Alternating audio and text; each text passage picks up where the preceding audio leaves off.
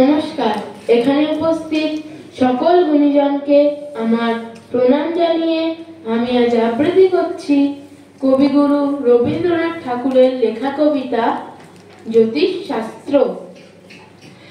আমি শুধু বলেছিলে কদম গাছের ডালে পূর্ণিমা চাঁদ আটকা পড়ে যখন সন্ধেকালে, তখন কি কেউ তারে ধরে আনতে পারে?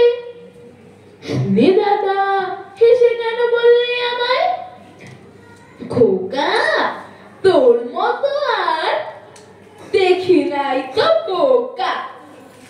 চাঁদতে থাকে অনেক দূরে, কেমন করে ছুঁই? আমি বলি দাদা তুমি জানো না কিচ্ছুই।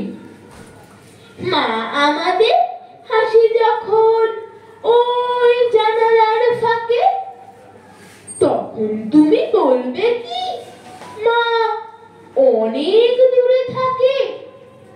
তবু দাদা বলে আমায়, খোকা তোর মতো আর দেখি নাই তো বোকা। দাদা বলে পাবি কোথায় অত বড় ফাঁদ? আমি বলি কেন দাদা, ওই তো ছোট চাল, দুটি মুঠোয় ওরে আনতে পারি ধরে। শুনে দাদা হেসে কেন বললে আমায়, খোকা তোর মতো আর দেখি নাই তো বোকা। চাঁদ যদি এই কাছে আসতো দেখতে কত বড়।